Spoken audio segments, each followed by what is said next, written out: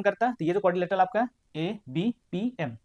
अच्छा, ये क्वाड्रिलेटरल अगर होगा, क्वाड्रिलेटरल अगर ये है तो ये किस टाइप का क्वाड्रिलेटरल होगा, तो ये होगा आपका रेक्टेंगल। किस टाइप का होगा, रेक्टेंगल होगा। क्यों रेक्टेंगल होगा, क्योंकि देखिए ये 90 डिग्री है, ये 90 डिग्री है और हमने परपेंडिकुलर ड्रॉ किया, तो जो बचा हुआ एंगल वो भी तो 90 डिग्री को लिख सकते हैं, तो ये हो गया आपका 2√3 यूनिट्स। ठीक है, 2√3 यूनिट्स, सही है। तो यहाँ पे किसका मेजरमेंट आ गया, ठीक है, पी ए, जो रेडियस था आपका पी ए, यही तो रेडियस था ना, तो P A equal to P, और इसका वैल्यू कितना है 2x है। हमारे पास किसका है, हमारे पास किसका वैल्यू है 6 रख देना है। ठीक है, सॉल्व करेंगे तो ये हो जाएगा 4x² plus x² equal to 36। ठीक है ना, बस x² को इधर लाएंगे तो -x² हो जाएगा। Okay, equal to 36, 4x² minus x², ये हो जाएगा आपका 3x² इक्वल टू 36। 3 से जब कट करेंगे तो 12 टाइम्स में कट हो जाएगा। ठीक है ना, 3 1 जा 3, 3 12 जा 36। हेलो बच्चों, फिर से मैं आपका स्वागत करता हूं अपने इस यूट्यूब चैनल में। और आज जो हमारा होने वाला एक न्यू सेशन, किससे रिलेटेड, तो सर्कल का जो सीरीज चल रहा है उससे रिलेटेड हमारा एक आज न्यू सेशन होने वाला है। और इसमें हम लोग क्या करने वाले हैं बेसिकली, तो वही जो हमारा दो थ्योरम हमारे सिलेबस में जो दो थ्योरम दिए हुए हैं उससे रिलेटेड हम लोग प्रॉब्लम्स करेंगे। ठीक है, अगर आपने वीडियो को फॉलो किया होगा तो आपको मालूम होगा कि मैंने हर चीज को, हर टाइप के क्वेश्चन को डिस्कस किया है यहाँ पे, चाहे वो एनसीईआरटी का क्वेश्चन हो, चाहे वो प्रीवियस ईयर का क्वेश्चन हो, चाहे एग्जाम से रिलेटेड, आपके एग्जाम से रिलेटेड कुछ अदर क्वेश्चन जो इंपॉर्टेंट हो, वो भी मैंने यहाँ पे कवर अप किया है। हर चीजों को यहाँ पे मैंने कवर अप किया है। अगर आप वीडियो को फॉलो करते हैं, वीडियो को, सारे वीडियो को आप देखते हैं, तो हमें नहीं लगता है कि इसके अलावा और भी आपको कहीं पे प्रिपरेशन करने का जरूरत होगा। ठीक है, सारा तैयारी यहाँ परफेक्टली वे में मैंने करवा दिया है। ठीक है, और आगे भी करवाऊंगा। तो आपको वीडियो के अंत तक बने रहना है। अगर आपको इसके बाद भी लगता है कि कुछ और चीजों पे वीडियो बनाया जाए, कोई और सजेशन अगर देना चाहते हैं, तो काइंडली कमेंट बॉक्स में अपना सजेशन जरूर दें। अगर आप इस चैनल पे नए हैं तो काइंडली इस चैनल को सब्सक्राइब कर दें। ओके, और वीडियो को पसंद आए तो वीडियो को लाइक भी कर देना है। अगर आपको लगता है कि ये वीडियो किसी और के लिए हेल्पफुल हो सकता है तो उसके साथ शेयर भी कर देना है। ठीक है, तो जैसा हमने पहले भी बताया था कि आपके सिलेबस में दो थ्योरम दिया हुआ है। कौन कौन से दो थ्योरम है, तो पहला थ्योरम है कि अगर आपका एक सर्कल है और सर्कल के बाहर एक पॉइंट कंसिडर करते हैं, जैसे हमने पी लिया, और यहाँ से दो टैंजेंट अगर आप बनाते हैं, दो टैंजेंट एक्सटर्नल पॉइंट से आप दो ही टैंजेंट बना सकते हैं। तो अगर दो टैंजेंट आप बनाते हैं तो इन दोनों टैंजेंट्स का लेंथ क्या होता है, बराबर होता है। कहने का मतलब कि P से हमने दो टैंजेंट बनाया, PA एंड PB, तो इन दोनों का लेंथ क्या होता है, इक्वल होता है। एक तो थ्योरम ये था। दूसरा थ्योरम क्या था, सर्कल एक हमने बनाया, सर्कल पे ही एक पॉइंट लिया हमने P, ठीक है, और इस सर्कल का सेंटर लिया हमने O।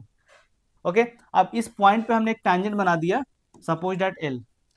तो जब आप रेडियस बनाइएगा ना इसी पॉइंट पे, तो ये रेडियस टैंजेंट पे क्या हो जाता है, परपेंडिकुलर हो जाता है। इसका मतलब ये हुआ कि radius is perpendicular to the tangent. कहाँ पे परपेंडिकुलर होगा, तो at the point of contact. Point of contact का मतलब क्या होता है, तो वह पॉइंट जो टैंजेंट और सर्कल के लिए कॉमन होता है, उस पॉइंट को हम बोलते हैं पॉइंट ऑफ कांटेक्ट। ठीक है, तो ये थ्योरम को प्रूव कैसे करते हैं वो हमने लास्ट वीडियो में बताया है। ठीक है, अगर आपने नहीं देखा है तो एक बार देख लीजिए, बहुत ही इजी प्रूविंग होता है, आसानी से हो जाता है ये। ठीक है, तो चलिए, ये भी आपका इंपॉर्टेंट क्वेश्चन है। ओके, तो चलिए स्टार्ट करते हैं। क्या दिया हुआ है क्वेश्चन में, तो इन दैट ज्वाइनिंग फिगर, ये जो फिगर दिया हुआ उसमें आपके क्या है, दो सर्कल है। ठीक है ना, दो सर्कल है, जिस एक का सेंटर है आपका O, दूसरे का सेंटर है P। ठीक है, और एक यहाँ पे टैंजेंट ड्रॉ किया गया AB, जो दोनों सर्कल को A और B पे टच करता है। मतलब पहले वाले सर्कल को A पे टच करता है जिसका सेंटर O है, और दूसरे वाले सर्कल जिसका सेंटर P है उसको B पे टच करता है। ठीक है, कुछ यहाँ पे साइड लेंथ दिया हुआ है। ठीक है ना, यहाँ पे कुछ साइड लेंथ दिया हुआ, उसको यहाँ पे मार्क कर लेना है। तो OA का मेजरमेंट दिया हुआ 29, तो ये जो होगा OA उसका मेजरमेंट दिया हुआ है 29।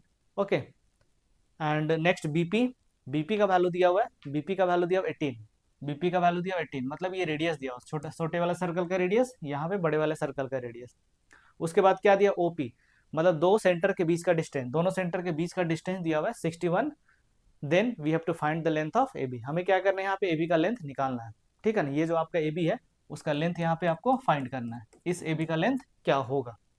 ओके, चलिए स्टार्ट करते हैं। देखिए, हमें मालूम है to find A B we need to do a construction. इस क्वेश्चन के लिए याद रखना, आपको एक कंस्ट्रक्शन करना पड़ता है।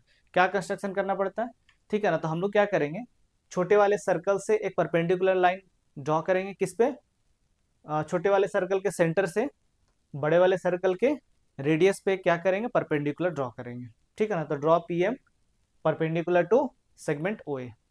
सही है, नेक्स्ट, तो हमारा कंस्ट्रक्शन क्या हुआ, draw P M perpendicular to segment O A, ठीक है ना।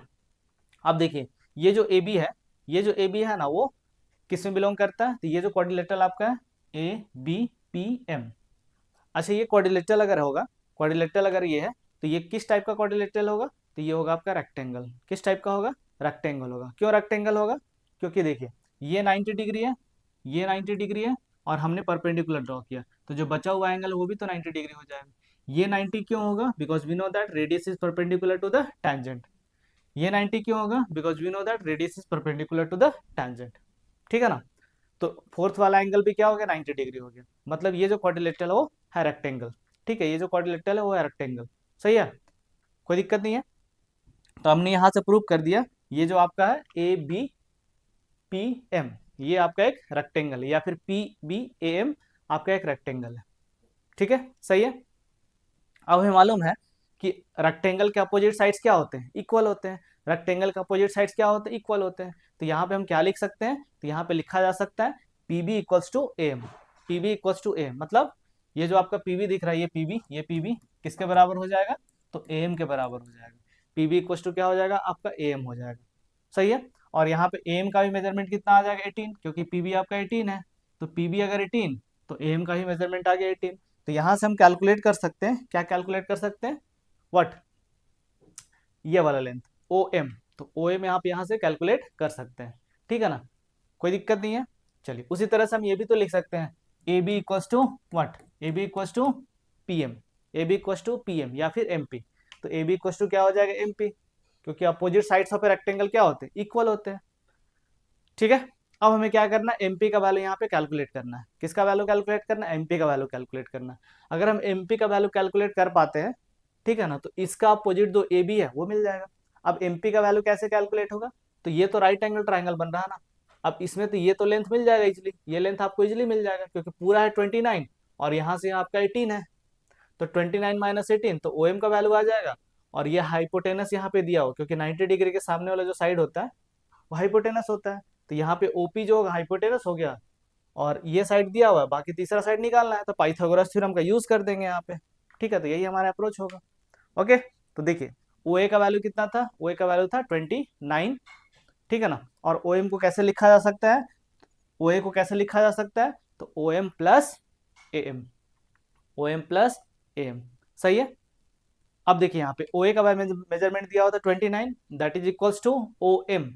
तो ओ एम हमें नहीं मालूम है, हाँ, लेकिन ए मालूम है, कितना था, ये 18 था। क्यों, क्योंकि बीपी के इक्वल था आपका A M, opposite sides of a rectangle, ठीक है ना। तो सॉल्व करेंगे, 18 को जब इधर ले जाएंगे तो माइनस हो जाएगा, ठीक है ना। तो ये हो जाएगा आपका 29 माइनस 18, 29 माइनस 18 करेंगे तो ये निकल के आता है आपका वट, ये निकल के आ जाएगा 11 यूनिट्स। यहाँ पे सेंटीमीटर वगैरह कहीं कुछ दिखा लिखा नहीं है, ठीक है ना। तो हम लोग इसलिए क्या लिखेंगे, यूनिट्स लिखेंगे। सेंटीमीटर होता है तो सेंटीमीटर लिखते हैं, मीटर होता है तो मीटर लिख देते हैं, और कुछ नहीं होगा तो यूनिट्स जरूर लिख देना है, ठीक है ना। तो ओ एम का मेजरमेंट आ गया यहाँ पे 11 यूनिट्स, ओके। चलिए अब क्या करते हैं, इस ट्राइंगल को देखते हैं, इस ट्राइंगल को। तो इस ट्राइंगल में आपका क्या एंगल, एंगल जो है कौन सा, O M P M O, P M O, P M O, इसका मेजरमेंट कितना 90 डिग्री दिया हुआ है। तो ये तो राइट एंगल ट्राइंगल बन गया ना, राइट एंगल ट्राइंगल बन गया। तो अगर ये राइट एंगल ट्राइंगल होगा, अगर ये राइट एंगल ट्राइंगल है, तो इसमें आप पाइथागोरस थ्योरम यूज कर सकते हैं, ठीक है ना।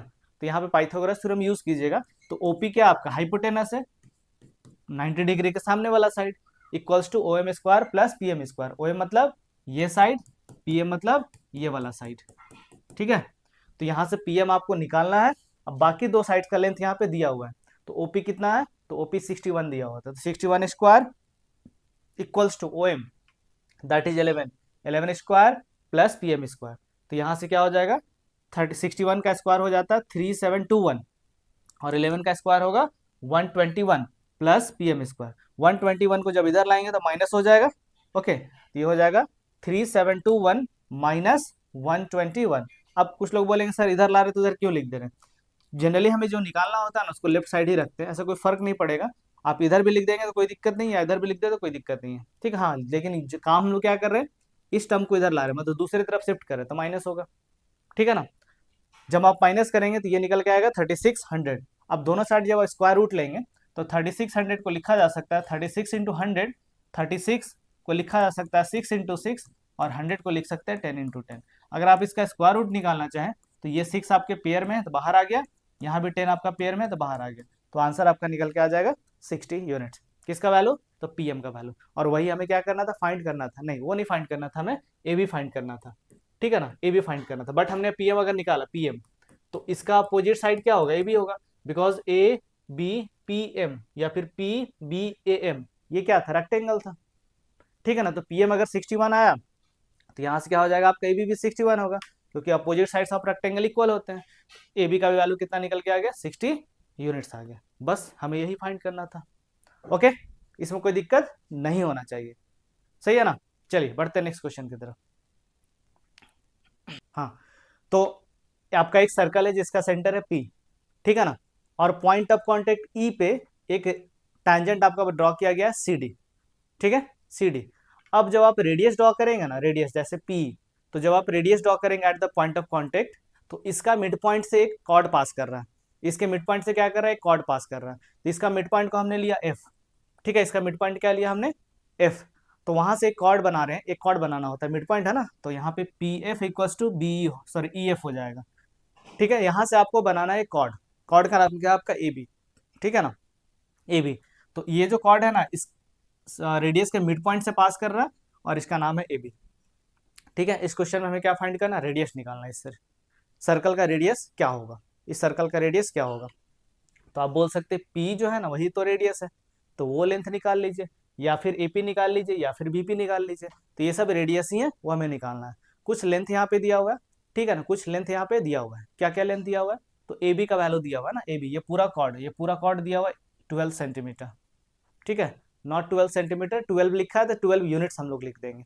अब देखिए, हम लोग को मालूम है कि रेडियस होता है टैंजेंट पे क्या होता है? परपेंडिकुलर होता है। रेडियस क्या होता है? टैंजेंट पे परपेंडिकुलर होता है। तो ये आपका रेडियस हुआ, और ये आपका टैंजेंट हुआ। तो रेडियस टैंजेंट पे परपेंडिकुलर होता है eight the point of contact, ठीक है। तो ये एंगल या फिर ये एंगल क्या होगा? आपका 90 डिग्री हो जाएगा। ओके, सही है, कोई दिक्कत नहीं होना चाहिए इसमें। अच्छा, तो यहाँ पे पीईसी का मेजरमेंट जो आया, पीईसी का, उसका मेजरमेंट पे आ गया कितना? 90 degree, because radius is perpendicular to the tangent. Okay, अब हम लोग को मालूम है कि यहाँ पे कॉर्ड सीडी जो है ना, सीडी, ये जो टैंजेंट सीडी है वो कॉर्ड एबी के पैरेलल है, यहाँ पे दिया हुआ था ना।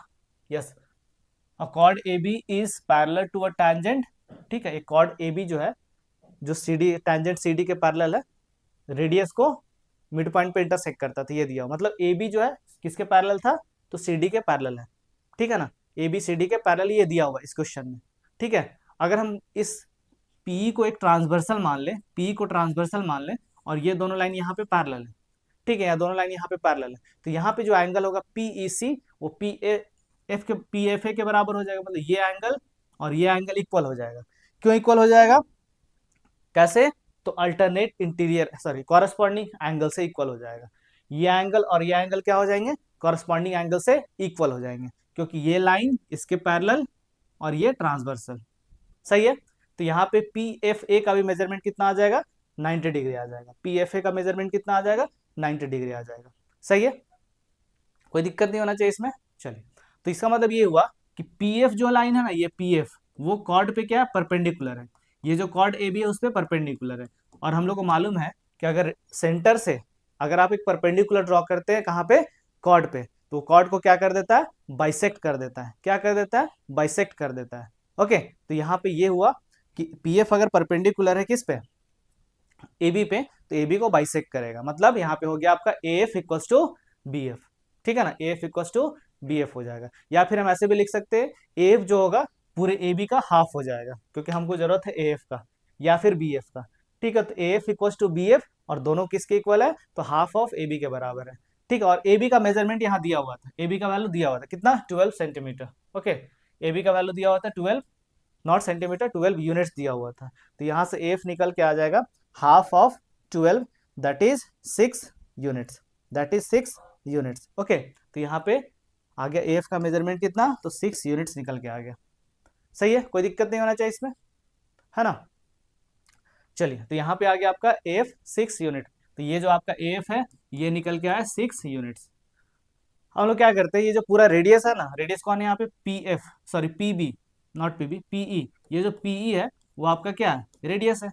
उसी तरह से आपका पीए भी तो रेडियस है, ये भी तो रेडियस ही है ना। तो रेडियस को हमने क्या अज्यूम कर लिया, 2x अज्यूम कर लिया। अब बोलेगा सर 2x क्यों ले रहे हैं, x क्यों नहीं ले रहे हैं? बस 2x इसलिए लिया गया तो कि ताकि आपका कैलकुलेशन थोड़ा इजी हो जाए। x भी ले सकते हैं, कोई दिक्कत नहीं है उसमें, ठीक है ना। तो pf को हमने रखा 2x, तो ये जो आपका ap है वो भी आपका 2x हो जाएगा, सही है, ओके।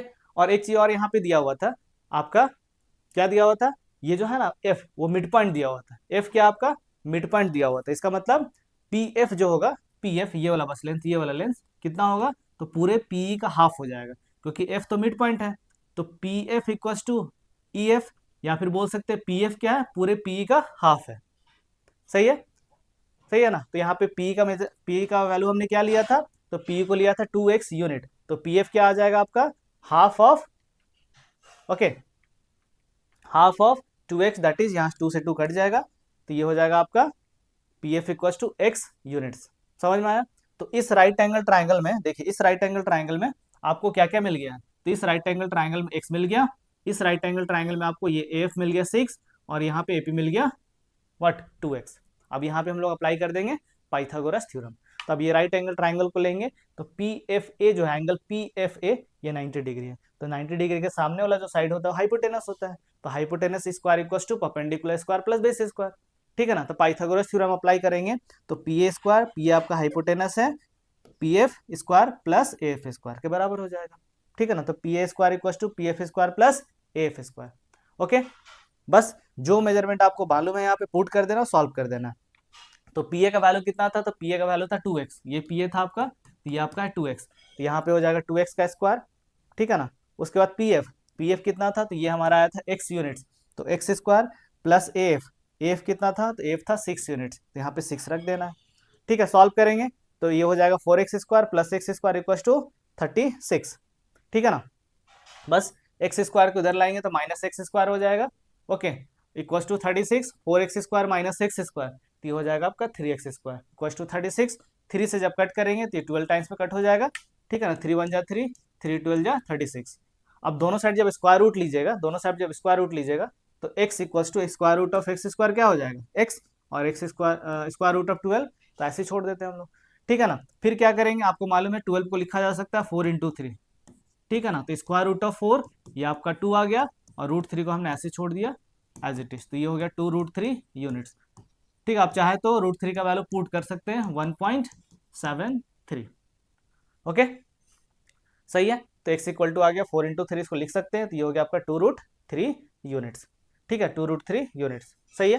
तो यहाँ पे किसका मेजरमेंट आ गया, ठीक है, पी ए, जो रेडियस था आपका पी ए, यही तो रेडियस था ना, तो P A equal to P, और इसका वैल्यू कितना है 2x है, हमारे पास किसका है, हमारे पास किसका वैल्यू है, x का वैल्यू है, बट हमें किसका वैल्यू चाहिए, 2x का वैल्यू चाहिए, तो ये हो जाएगा 2 times x, that is 2 times x का जो वैल्यू है 2 रूट 3, ओके। तो ये हो जाएगा आपका निकल के कितना आ जाएगा, तो ये आ जाएगा 4 रूट 3। तो P A equals to P equals to 4 root 3 units, ये आ गया आपका रेडियस ऑफ द सर्कल, ठीक है। तो यही क्वेश्चन था, इसमें कोई डाउट नहीं होना चाहिए, ठीक है ना।